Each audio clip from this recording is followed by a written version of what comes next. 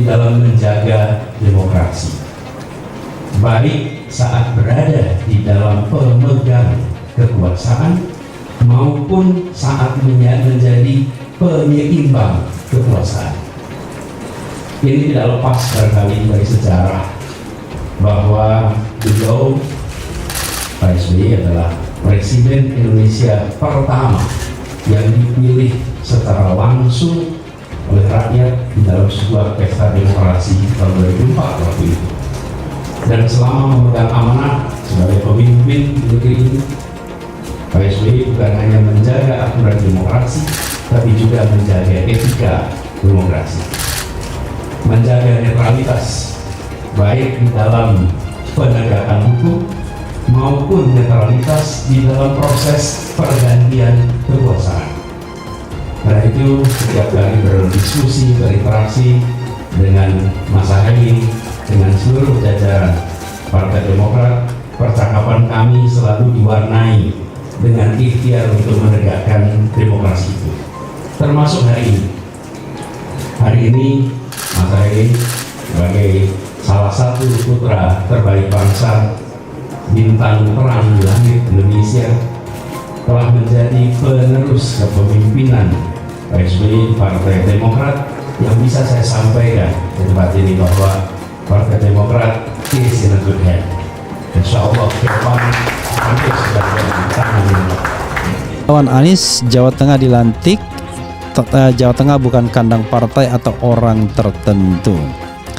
Oke, KBA Ketua Umum DPP Presidium Aliansi Nasional Indonesia Sejahtera Anies, luar biasa ya. Laude Basir menyatakan semua daerah di Indonesia bisa digunakan untuk meraih suara bagi calon presiden atau calon anggota legislatif.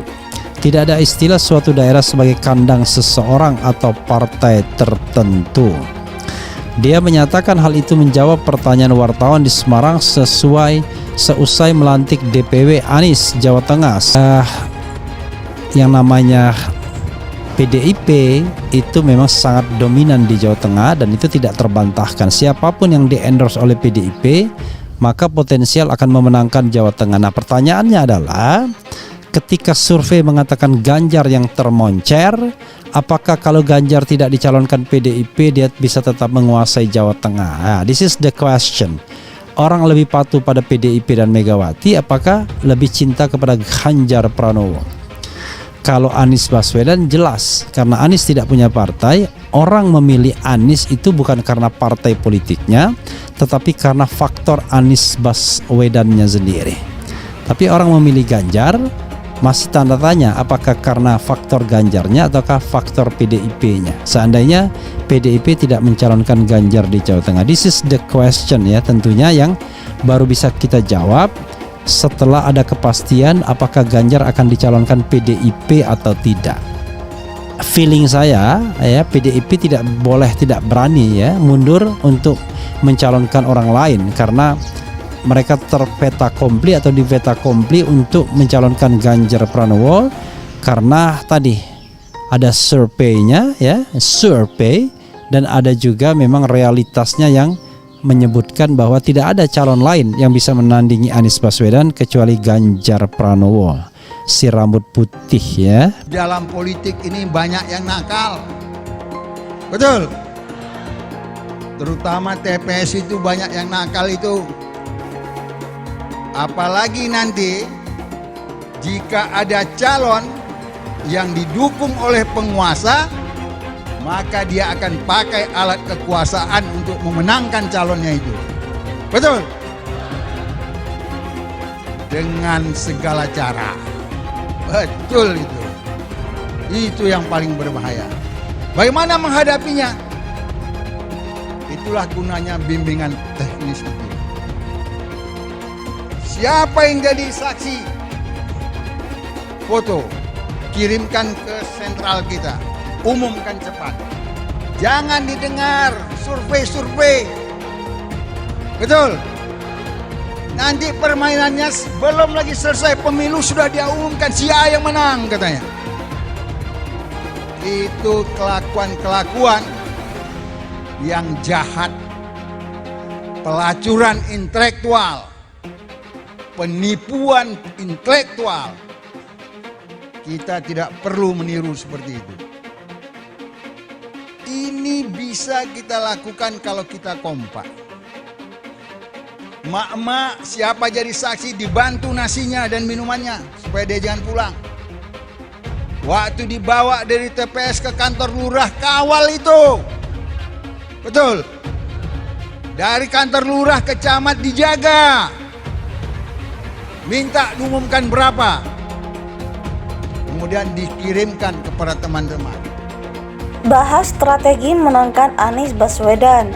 Demokrat Jateng segera gelar rakerda. Dikutip dari merdeka.com, DPD Partai Demokrat Jawa Tengah bakal menggelar rapat kerja daerah untuk menindaklanjuti arahan Ketua Umum Partai Demokrat Agus Harimurti Yudhoyono. Rapat bakal merumuskan teknis dan strategi memenangkan Pilpres dan Pemilu 2024. Sekretaris DPD Partai Demokrat Jawa Tengah, Kartina Sukawati mengatakan, sesuai arahan Ketum Demokrat kepada kader, ada beberapa agenda penting yang akan dibahas dalam Rakerda pada April 2023. Salah satunya mereka akan berupaya mendongkrak suara partai dan menambah jumlah kursi di semua tingkatan legislatif, DPRD kabupaten atau kota, provinsi, dan DPR RI. Agenda yang selanjutnya memenangkan Capres Anies Baswedan dan memenangkan calon kepala daerah yang nantinya diusung atau didukung, kata Kartina Sukawati Rabu 15 Maret. Dia menjelaskan Rakerda bakal melibatkan semua pimpinan Partai Demokrat dari tingkat DPC kabupaten atau kota dan DPD Provinsi se-Indonesia pada tanggal 12 Maret 2023.